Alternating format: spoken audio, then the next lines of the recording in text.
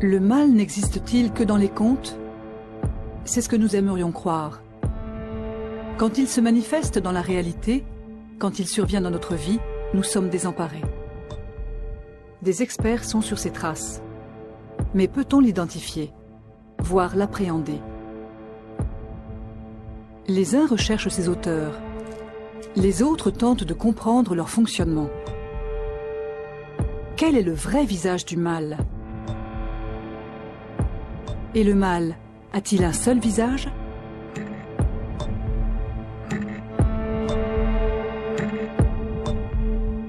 Quelle importance accordez-vous aux sentiments des autres?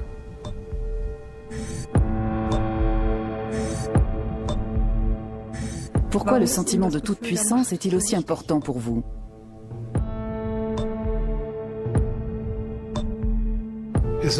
Trouvez-vous excitant de faire souffrir votre victime?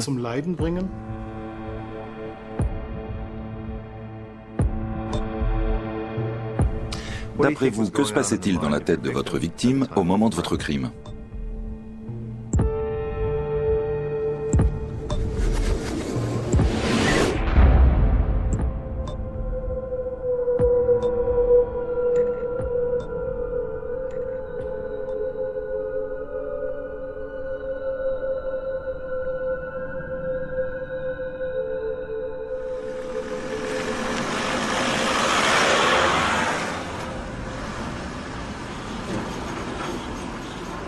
L'établissement pénitentiaire de Straubing, l'une des prisons les plus sécurisées d'Allemagne.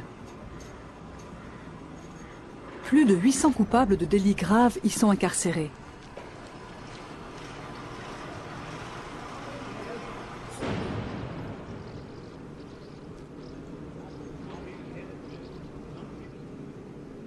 Le 7 avril 2009, Susanne Preusker, la directrice du service psychiatrique, est prise en otage par un détenu.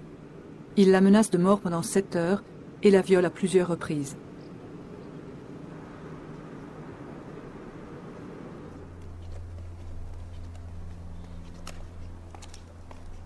Aujourd'hui, elle ne travaille plus dans l'établissement.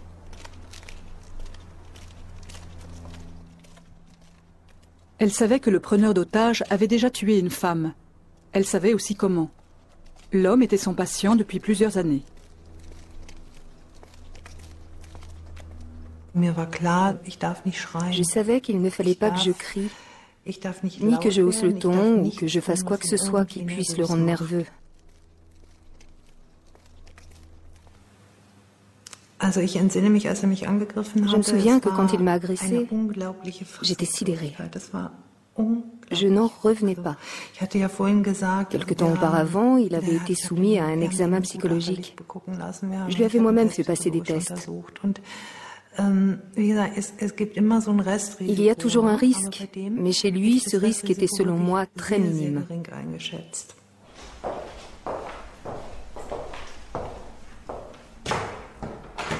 Quand je me suis retrouvée avec un couteau sous la gorge, je me suis dit, mais quel psychologue es-tu au juste? Pourquoi ne l'as-tu pas vu venir?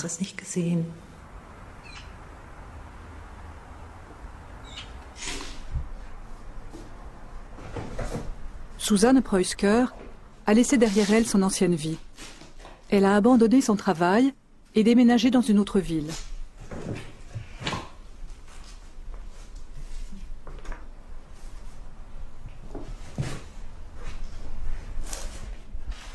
Plötzlich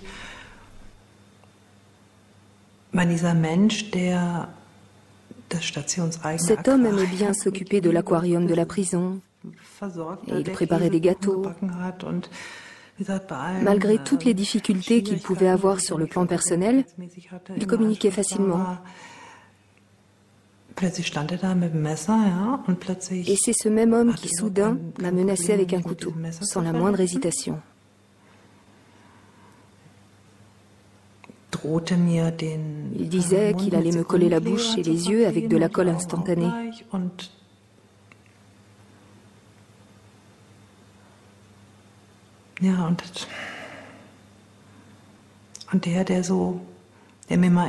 Lui qui me parlait souvent de ses animaux, de son berger allemand qu'il adorait, que sais-je encore. Soudain, il s'est retrouvé là. C'est ce que j'ai raconté lors du procès, parce que c'est ainsi que je l'ai vécu. Il voulait que je sois sa putain, et il était prêt à me tuer si je n'obéissais pas. Ce n'était pas celui que je connaissais, ou du moins celui que je croyais connaître.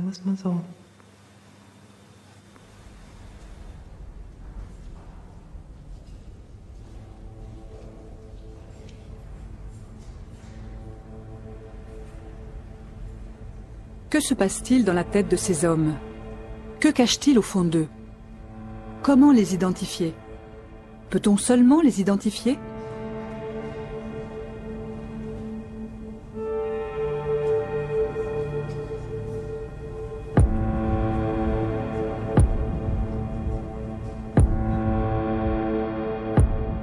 Depuis longtemps déjà, des scientifiques s'intéressent au sujet. Les premiers à avoir voulu explorer le cerveau ne disposaient pas encore des moyens techniques nécessaires. À la fin du XIXe siècle, le médecin italien Cesare Lombroso tente d'établir certains profils criminels types en se basant sur des caractéristiques telles que la forme du visage. Au cours de ses travaux, il constitue une collection de masques mortuaires de criminels. Plus tard, c'est sur la base de ces recherches que le régime nazi conduira sa politique de stérilisation forcée. Comprendre le mal, c'est d'abord une question de définition. Après la découverte de la photographie, l'homme de science britannique Francis Galton, l'un des pères de l'eugénisme, tente de donner un visage au mal. Il photographie plusieurs criminels et superpose les clichés en espérant obtenir un portrait type.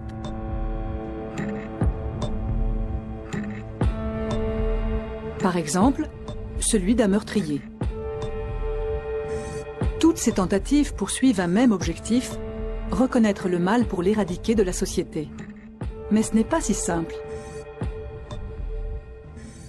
Les scientifiques canadiens Stephen Porter et Michael Woodworth ont déjà étudié le profil de nombreux criminels. La police recourt à leur expertise pour des enquêtes particulièrement délicates.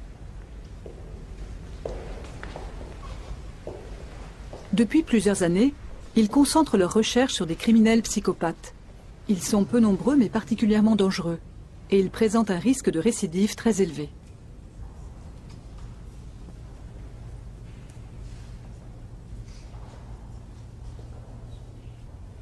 Well, a psychopath in some ways is an individual. On pourrait penser qu'il est très facile d'identifier un psychopathe. Les psychopathes présentent une grande variété de troubles de leur fonctionnement et sur le plan émotionnel. Ils n'ont pas la même relation à l'autre que vous et moi. Ce qui est intéressant dans la personnalité du psychopathe, c'est qu'il est capable de masquer ses dysfonctionnements de façon très habile. Le plus souvent, il ressemble à Monsieur Tout-le-Monde. Il peut être très sociable et très avenant, et s'il en a envie, il peut fonctionner en société sans être démasqué.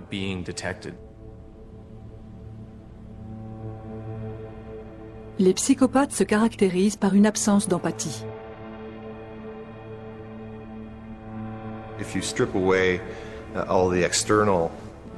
Derrière les expressions de leur visage se cache une âme froide comme la pierre. L'exemple qui m'est resté en mémoire est celui d'un individu dénommé Kyle, avec qui j'ai travaillé en prison dans un cadre thérapeutique. Je le voyais en consultation une fois par semaine et nous avions prévu de poursuivre la thérapie sur une année. Kyle était condamné à une très longue peine. Il avait commis de graves agressions sur des enfants, dont un assassinat.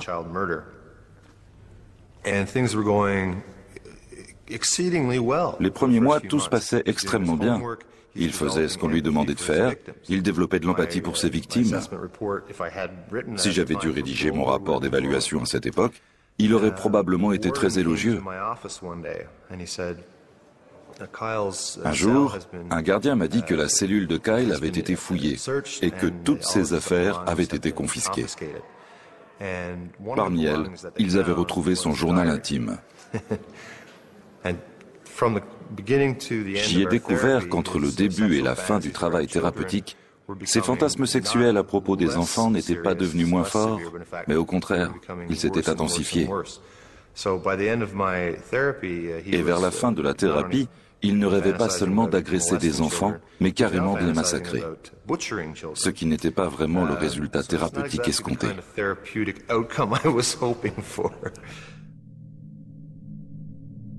Raconter des conneries à cet idiot de psy est plus drôle que je n'aurais cru.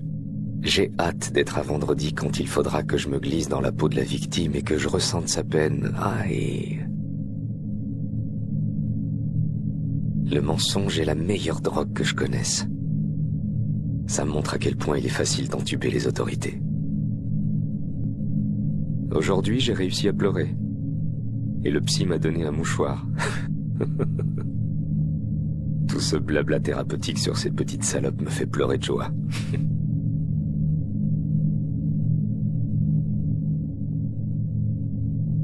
L'homme peut-il décider d'être bon ou mauvais ?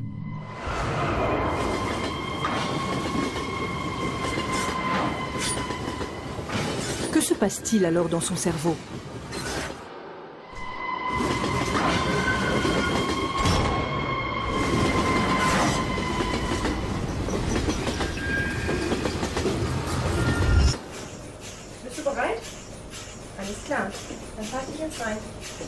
À l'Institut de recherche sur le cerveau de Brême, en Allemagne, les chercheurs tentent de répondre à ces questions.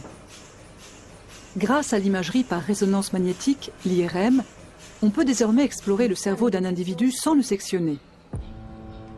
L'IRM permet de diagnostiquer des tumeurs, mais également de visualiser les processus complexes en œuvre dans le cerveau.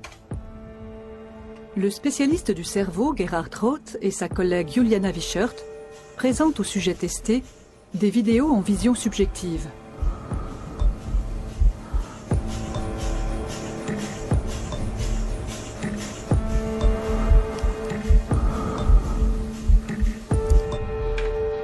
Le cerveau réagit automatiquement aux différents stimuli. Les chercheurs observent les réactions cérébrales sur un écran. Comment un individu réagit-il à la violence dont il est lui-même l'auteur ?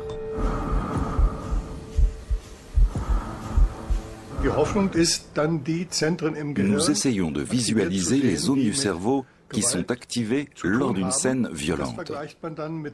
Nous comparons ensuite ces résultats à ceux enregistrés lorsque le sujet observe une scène non violente.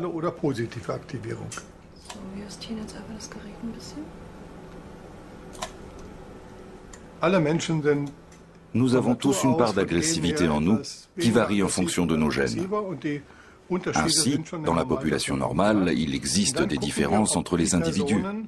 Ce que nous essayons de déterminer ensuite, c'est dans quelle mesure les personnes ayant commis des actes criminels plus ou moins graves s'écartent de la norme. Couche après couche, l'ordinateur enregistre l'activité des différentes régions du cerveau.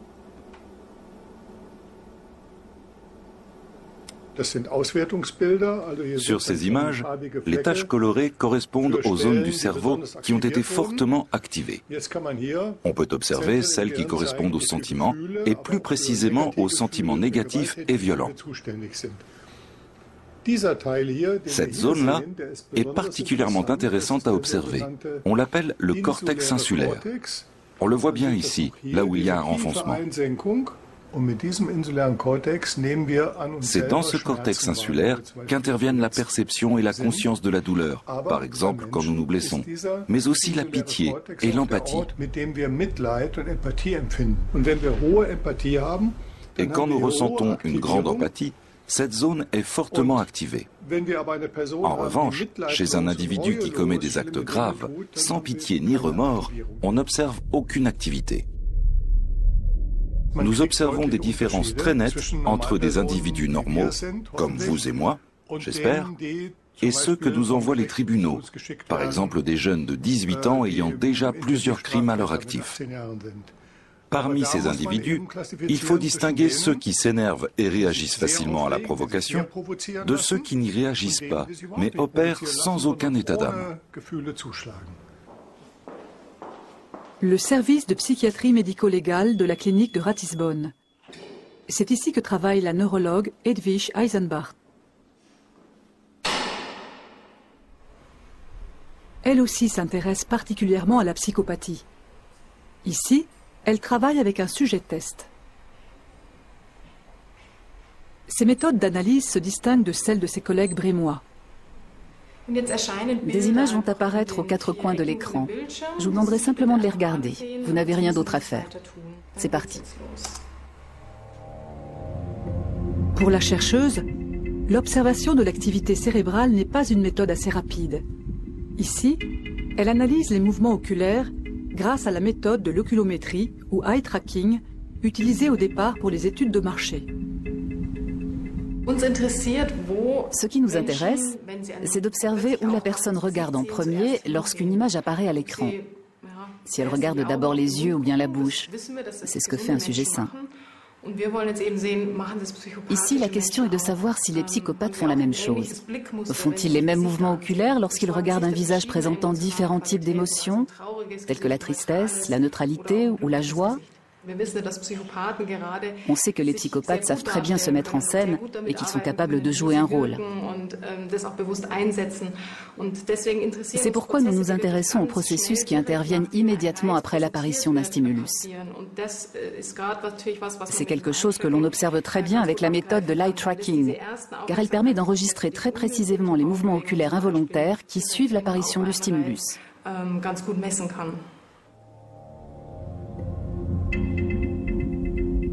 L'oculométrie ne permet pas seulement de déterminer l'endroit où regarde la personne. Les marqueurs jaunes et rouges indiquent également ce que la personne a regardé de façon particulièrement intensive et prolongée. Ces réactions incontrôlées se produisent en une fraction de seconde et sont régies par les couches les plus profondes de notre cerveau. Selon les scientifiques, les psychopathes réagissent différemment. Lorsque nous voyons un visage triste ou en colère, notre regard se porte immédiatement sur les yeux de la personne. Cela retient notre attention, c'est important pour savoir comment réagir. Mais chez un psychopathe, cela se passe plus lentement. Notre hypothèse, c'est que les zones du cerveau activées à ce moment-là sont limitées dans leur fonction et que le psychopathe ne peut pas diriger rapidement son attention vers autre chose. Pour mettre leur thèse en évidence, les chercheurs recourent à une série de photos. Une étude préalable a permis de déterminer si une majorité de sujets percevaient ces images comme positives ou négatives. L'ordinateur mesure chaque contraction musculaire et réaction cutanée et enregistre les comportements qui diffèrent de ceux d'un sujet normal. Mais d'où proviennent ces différences et à quel moment apparaissent-elles ? Nous pensons que la psychopathie n'est pas quelque chose qui survient subitement à 20 ou 30 ans comme certaines maladies psychiques, mais qu'elle se développe relativement tôt. Pour explorer les différents mécanismes du cerveau, Gerhard Roth recourt à un procédé inhabituel. Il nourrit des grenouilles avec des abeilles vivantes. Les grenouilles sont piquées et associent donc la nourriture à une expérience négative.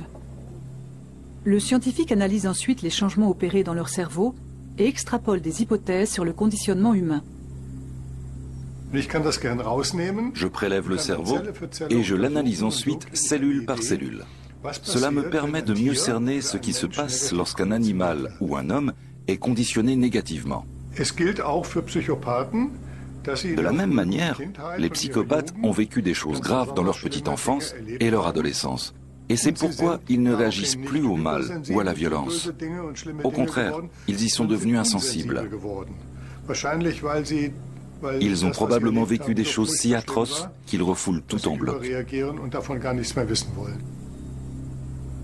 Mais pourquoi cela a-t-il des conséquences sur le cerveau ? Nous avons récemment fait deux découvertes fondamentales. D'une part, nous nous sommes rendus compte que les comportements criminels ne dépendaient pas principalement des gènes, mais bien plus de facteurs environnementaux. Ils sont dus pour un tiers à des critères génétiques et pour 2/3 à des influences externes. Mais ces influences externes altèrent le cerveau dès le plus jeune âge. Et si rien n'est entrepris pour les contrer, ces changements s'ancrent profondément entre l'âge de 4 et 7 ans, comme s'ils étaient d'origine génétique. On a compris cela récemment.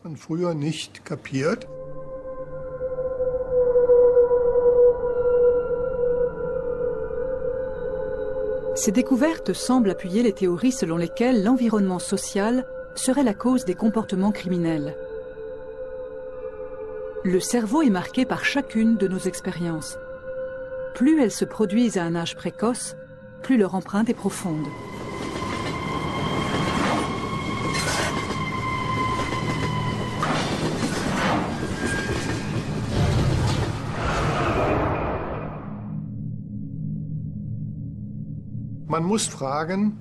La question est la suivante. Ces individus sont-ils responsables de leur comportement violent? La réponse est non. Ils ne sont pas responsables de leurs gènes, ni du traumatisme qu'ils ont subi, ni du fait qu'ils étaient déjà violents à l'âge de 10 ans.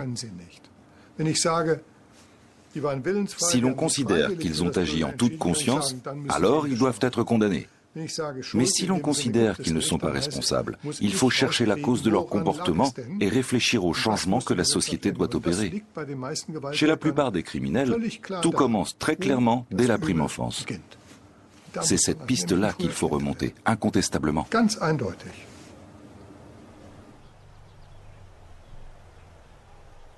Faut-il déresponsabiliser des individus qui ont agi froidement et de façon préméditée? Une idée que beaucoup désapprouvent. Pour eux, la société doit être là pour protéger et sanctionner. Le centre de psychiatrie médico-légale de Lippstadt, en Allemagne. L'établissement accueille ceux que la justice a reconnus comme pénalement irresponsables. Pour autant, ils sont enfermés comme n'importe quel autre prisonnier, souvent plus longtemps que s'ils avaient été condamnés à une peine de prison. Nala Zaime est psychiatre et directrice médicale du centre. Elle côtoie chaque jour des violeurs et des meurtriers. Nous vivons dans un état de droit où des normes ont été posées. Peu importe qu'un individu soit responsable ou non de ses actes, l'État dit qu'il y a des choses que nous pouvons faire et d'autres non. Le postulat est le suivant. Si je fais des choses conformes à la société ou du moins qui ne lui portent pas préjudice, alors je dois aussi être en mesure de ne pas faire celles qui ne lui sont pas conformes ou qui lui portent préjudice.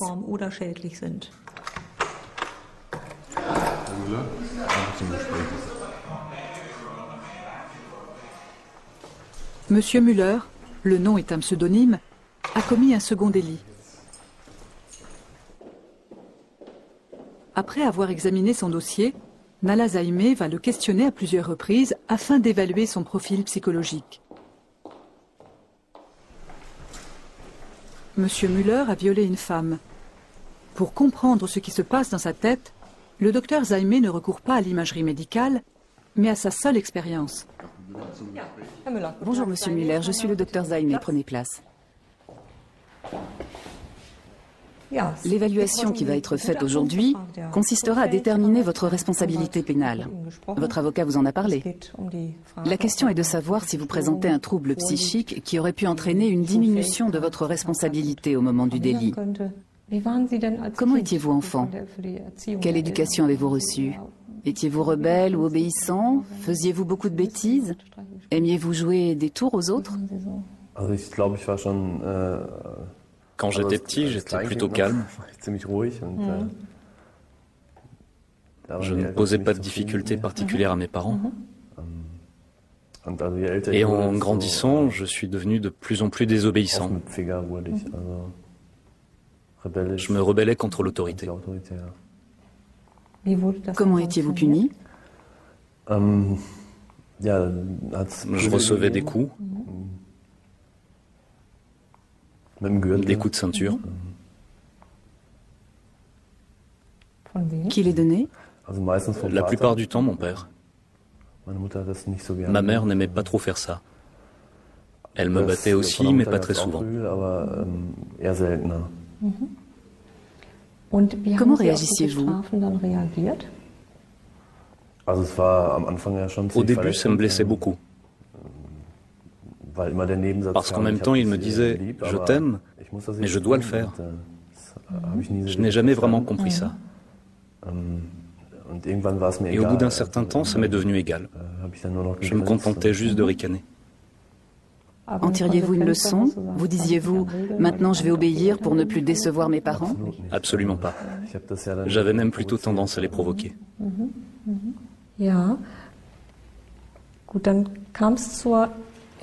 Puis, vous avez commis un premier délit pour lequel vous avez été condamné. C'était le premier viol. Vous êtes resté longtemps dans l'appartement? Que s'est-il passé alors?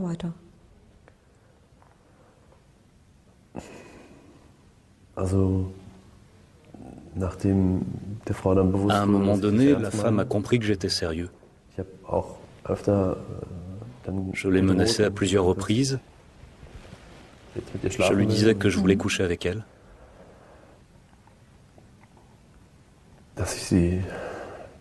Et que si elle n'obéissait pas, j'allais la saigner.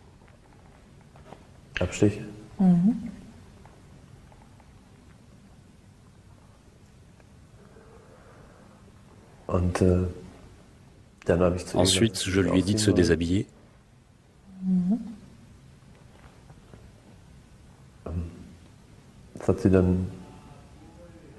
Elle a fini par le faire après plusieurs menaces.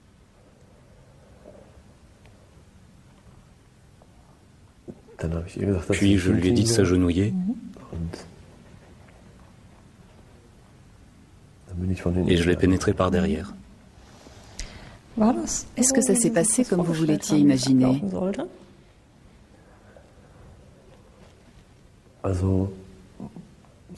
Ça correspondait à des fantasmes que j'avais eus, oui.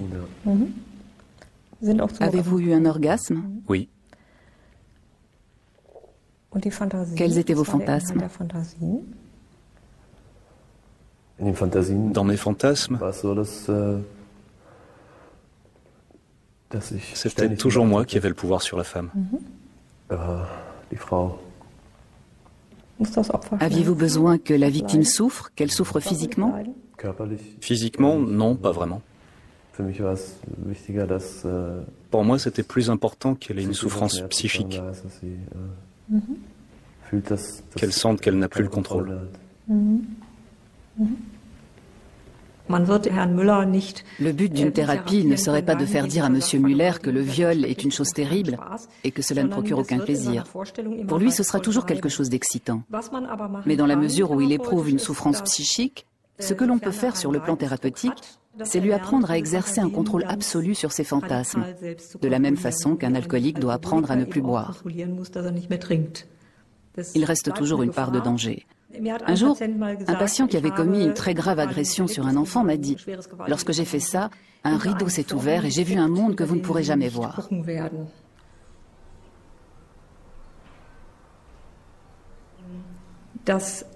Le criminel agit et évolue dans un monde intérieur qui n'a rien à voir avec le monde extérieur normal. Et c'est un monde qu'il ne peut pas faire disparaître.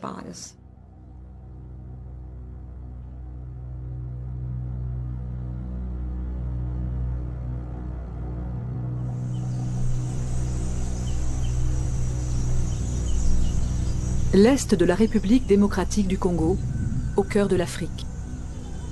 Un monde derrière le rideau, vue d'Europe.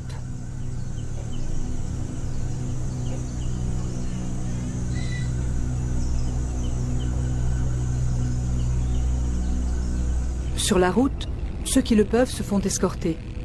Depuis des décennies, l'Est du Congo est une zone de conflit. Thomas Elbert est un neuropsychologue allemand. Après avoir délaissé sa chaire à l'université de Constance, il se consacre depuis des années à l'étude des penchants meurtriers chez l'être humain. Nous voulons comprendre pourquoi les crimes perpétrés dans cette région sont aussi cruels, aussi brutaux.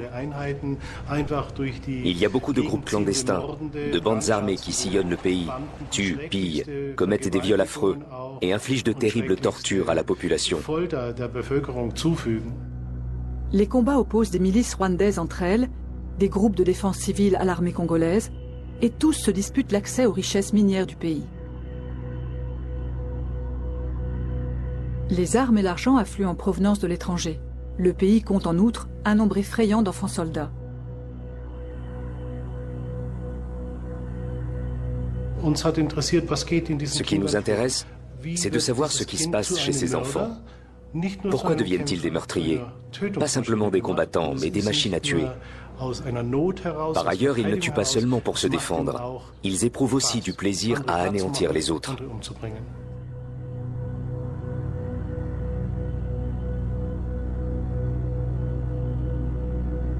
La population civile est la principale victime de ces affrontements. Selon les estimations officielles, entre 3 et 5 millions de personnes sont mortes au cours des 10 dernières années. Quantité de femmes ont été violées. La ville de Goma, à l'est du Congo. La population est pauvre, mais on trouve dans le pays des armes en abondance.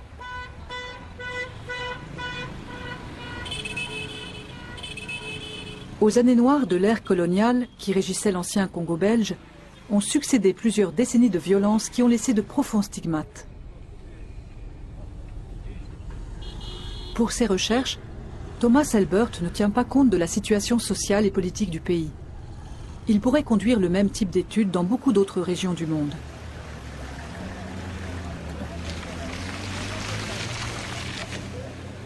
Dans un centre de démobilisation financé par l'Église norvégienne, lui et ses collègues interrogent des combattants de divers partis ayant récemment rendu les armes. Une majorité d'entre eux sont d'anciens enfants soldats, victimes, tout autant que bourreaux.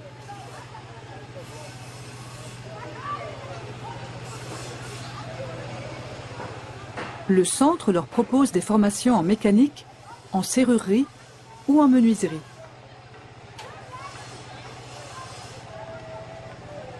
Difficile de s'imaginer que beaucoup d'entre eux ont subi, mais aussi commis des actes d'une extrême cruauté.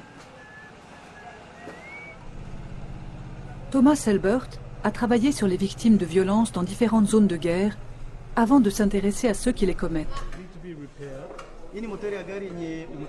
95% d'entre eux sont des hommes, au Congo comme ailleurs. Comment sont-ils arrivés là?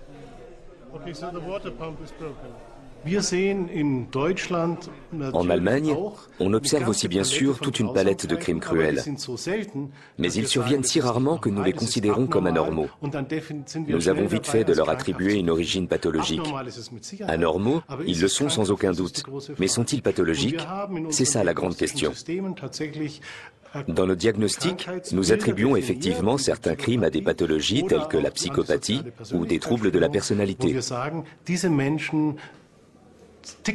Dans ces cas-là, on estime que la personne souffre d'une maladie mentale et qu'il faut la prendre en charge, car la pathologie peut être due à un dysfonctionnement cérébral ou à autre chose. Mais dans un contexte de guerre comme celui-ci, on constate que la plupart des jeunes hommes basculent dans un état particulier. Celui-ci ne résulte pas d'une psychopathologie. C'est quelque chose qu'ils ont eux-mêmes provoqué.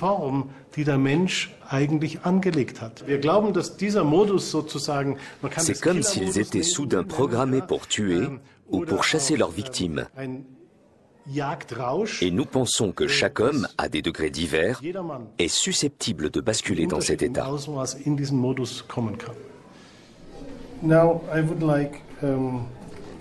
Parlez-moi de votre expérience en tant que soldat, en tant que combattant lorsque vous deviez recourir à la violence. Cela vous procurait-il du plaisir de voir couler le sang de votre ennemi?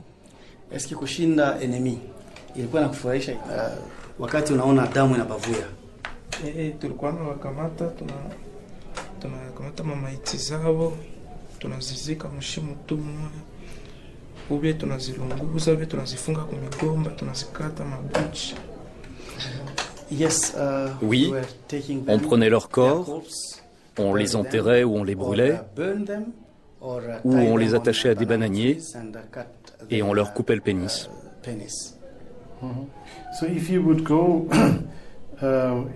Si vous restiez longtemps sans combattre, ressentiez-vous le besoin d'y retourner et de combattre de nouveau?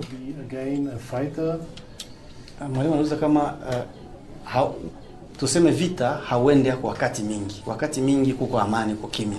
Esko nasikia hamu vita ingeanza tena tuanze komba? Esko unasikia hamu ya vita? Soko nasikia kama ipige nasikia kama. When you have a gun, quand on a une arme et qu'on ne s'en sert pas, on ne se sent pas bien.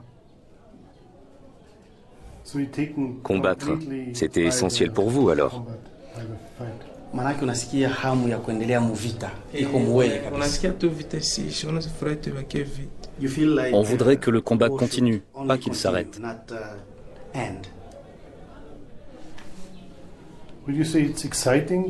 Trouvez-vous excitant de faire souffrir votre ennemi?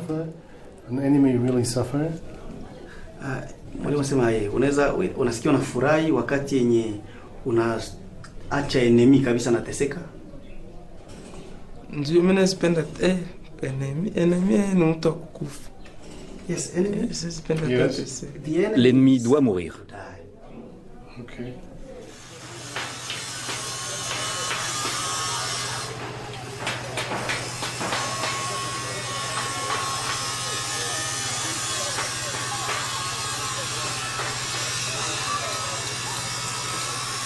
Aujourd'hui, le travail thérapeutique permet de traiter les traumatismes subis. Mais selon Thomas Elbert, il ne permet pas de réfréner le désir de violence. On sent bien que leur cœur est encore là-bas. Ici, ils ne sont pas en prise avec la vie réelle, parce qu'ils ont encore la tête au combat.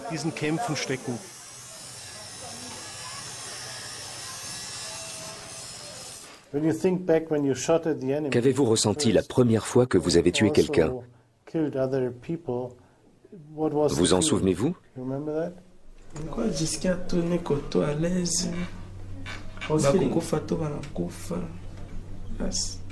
Je me sentais à l'aise, c'est vrai que des gens mouraient, mais ça ne me posait pas de problème.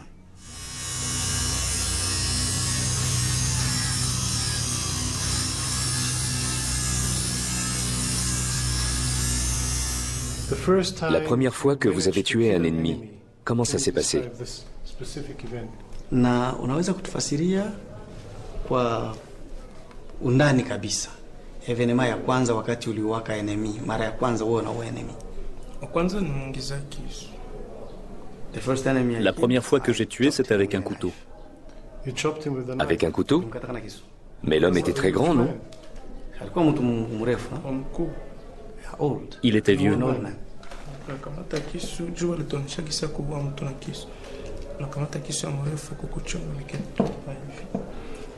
On nous avait appris à tuer avec un long couteau. Mais comment avez-vous réussi à... Je l'ai lancé sur lui. Ressentiez-vous de la fierté?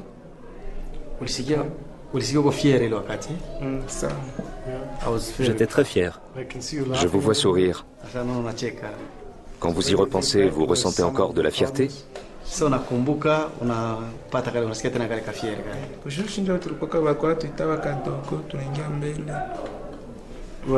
On était la première génération d'enfants soldats. C'est catastrophique. Chaque entretien est mené sous le contrôle d'un autre membre de l'équipe et suivi d'un premier bilan, comme ici, avec Tobias Secker.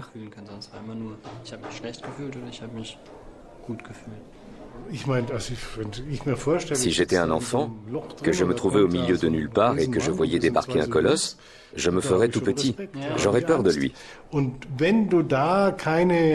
À ce moment-là, tu as intérêt à avoir une sacrée montée de stress et d'endorphine si tu veux en plus réussir à lancer un couteau et à viser pile dans le cou, au niveau de la carotide.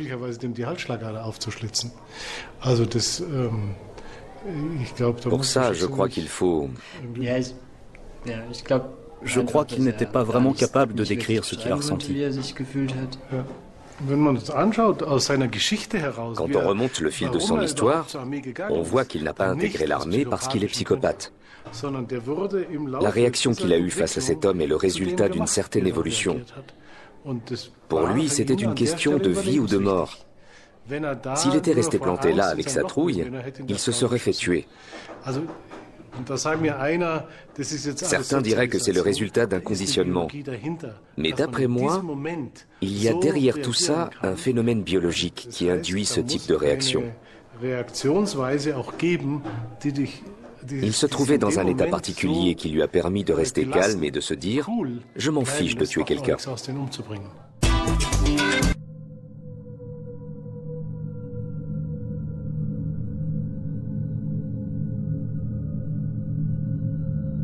Selon Thomas Elbert, nos réactions sont liées à l'histoire de notre évolution. À l'ère préhistorique, un homme qui avait peur n'était pas un bon chasseur. Seul celui qui éprouvait l'ivresse de la chasse avait du succès.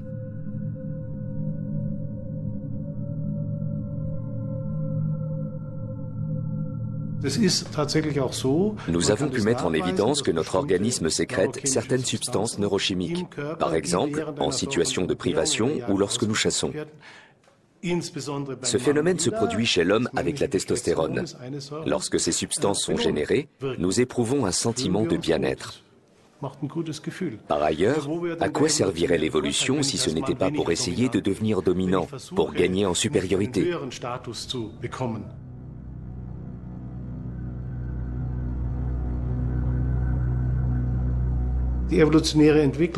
Au cours de notre évolution, nous sommes devenus des chasseurs, mais pas nécessairement des chasseurs d'hommes. La question est la suivante. D'où provient cette inhibition qui nous retient de tuer nos congénères ? Ce qu'on a pu constater, c'est que cette inhibition est provoquée par des fonctions cognitives supérieures, telles que la pensée, l'éducation, l'enseignement de la morale. Il faut apprendre à un enfant qu'il y a des limites.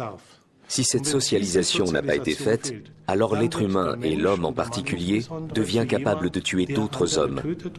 De plus, il ne le fait pas seulement pour se défendre, il en retire également du plaisir.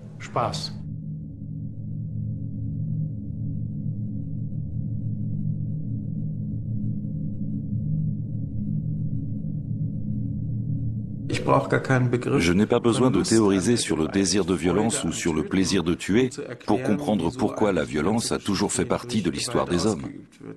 On recourt à la violence quand on veut obtenir quelque chose qu'on ne peut pas obtenir sans violence. Et c'est tout. Il n'y a pas besoin de grandes explications sur la théorie de l'évolution pour comprendre ça. Qu'est-ce qui pousse un homme à devenir en très peu de temps un tueur de masse? Une question à laquelle s'intéresse le sociopsychologue Harald Welzer.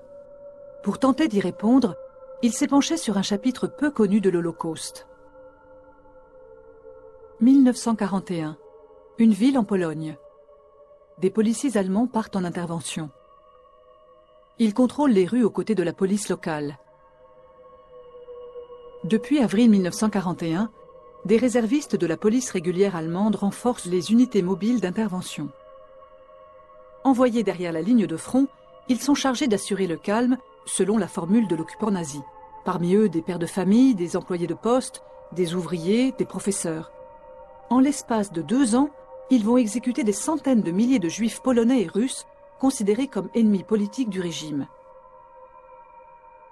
Des systèmes racistes et totalitaires tels que celui-là contestent l'appartenance d'un ou plusieurs groupes d'hommes à un ensemble commun, à un ordre social établi. Ici, il s'agissait de la communauté du peuple, telle qu'elle avait été instituée par les nazis.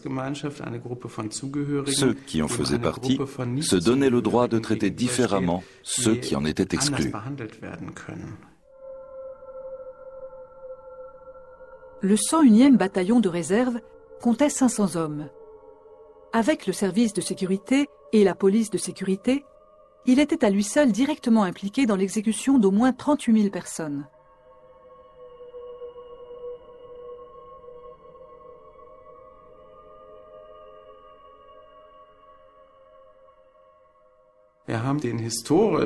Le constat est accablant. Dans l'histoire de nos sociétés, on n'a jamais vu une exécution de masse échouer parce qu'il manquait des hommes de main.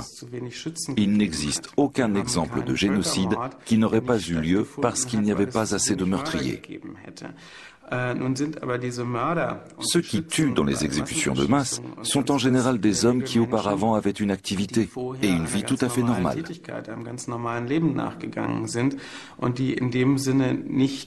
Ce ne sont pas des individus qui ont attendu toute leur vie d'avoir une occasion de tuer. Ce sont des gens qui, comme vous et moi, ne doutent pas qu'ils sont des hommes bons, qu'ils ne feraient pas de mal à une mouche et qu'ils ont le sens de la justice.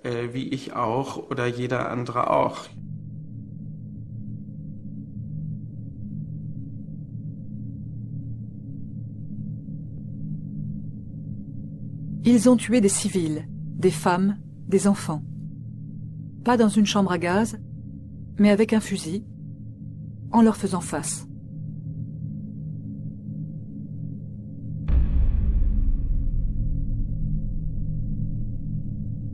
Dans le cas du 101e bataillon de réserve de Hambourg, on dispose de nombreux documents qui montrent que le choix avait été laissé aux hommes de participer ou non à cette exécution de masse.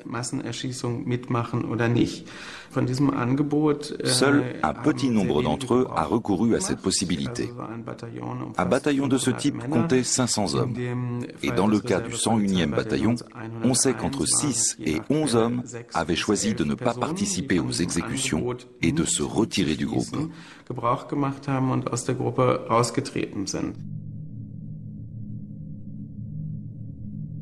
Une grande partie des Juifs polonais et russes a été tuée lors de ces exécutions, avant même que les nazis ne mettent en œuvre leur solution finale dans les camps de concentration.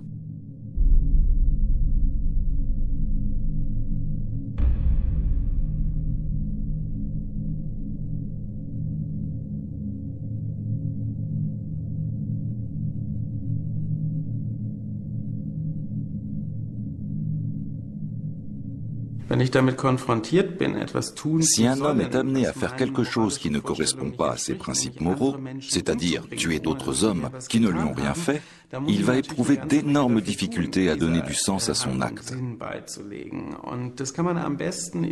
Une citation tirée de l'enquête menée sur le 101e bataillon illustre parfaitement cela. Au cours de l'interrogatoire, un des hommes a déclaré « C'était une épreuve permanente et je n'arrivais à tuer que des enfants ». Dans le rapport, on sent bien la surprise de l'enquêteur. Puis, l'homme a continué. On avait passé un accord avec un camarade. Lui ne tuait que des mères. Comme les enfants ne pouvaient pas survivre sans elles, je pouvais me dire que d'une certaine façon, je les délivrais en les tuant. En considérant son crime comme une délivrance, cet homme se retranchait derrière une certaine moralité. Il pouvait se dire « Je suis encore quelqu'un de bon, je ne tue pas comme les autres, de façon irréfléchie et sans scrupule ».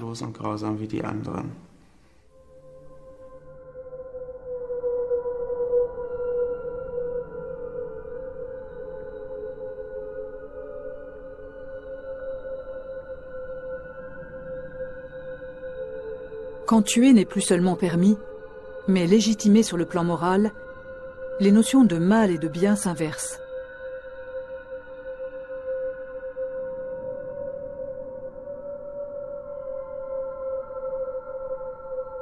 La gorge de Babillard. Les 29 et 30 septembre 1941, 33 000 Juifs y sont assassinés.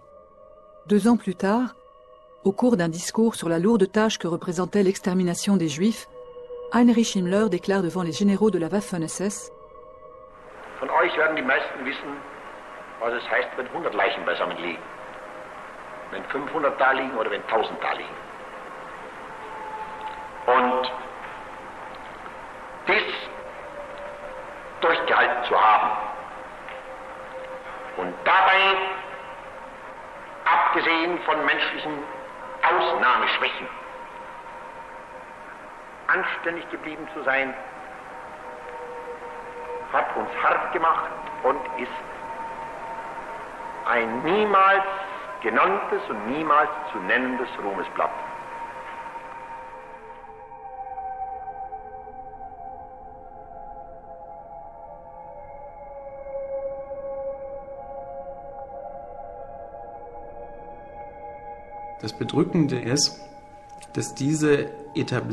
Ce qui est affligeant, c'est que cette mise à l'écart d'une certaine catégorie de la population, que l'on a privée de ses droits, pillée, puis en toute fin déportée et assassinée, s'est faite dans un temps très court. Il n'a fallu que 8 ans pour qu'une majorité d'Allemands ait le sentiment profond qu'il était normal de traiter autrement ceux qui ne faisaient pas partie des leurs.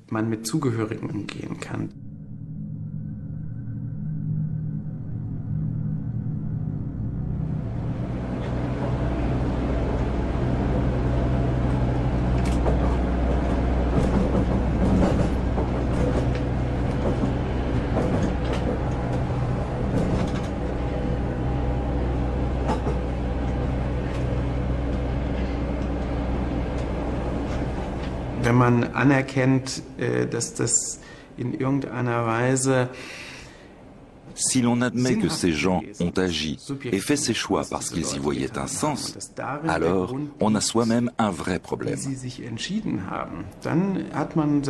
Cela voudrait dire que dans certaines circonstances, on n'agirait peut-être pas autrement soi-même.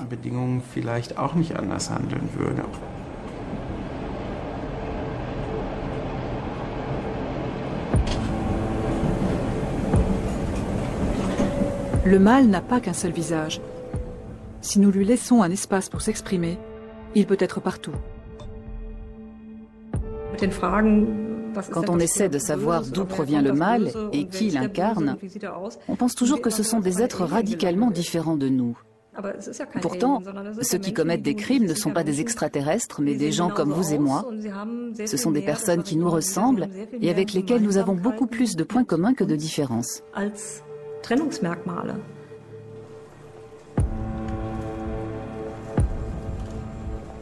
La psychologue Susanne Preuschker a été confrontée au mal. Une expérience qui a laissé chez elle des traces indélébiles.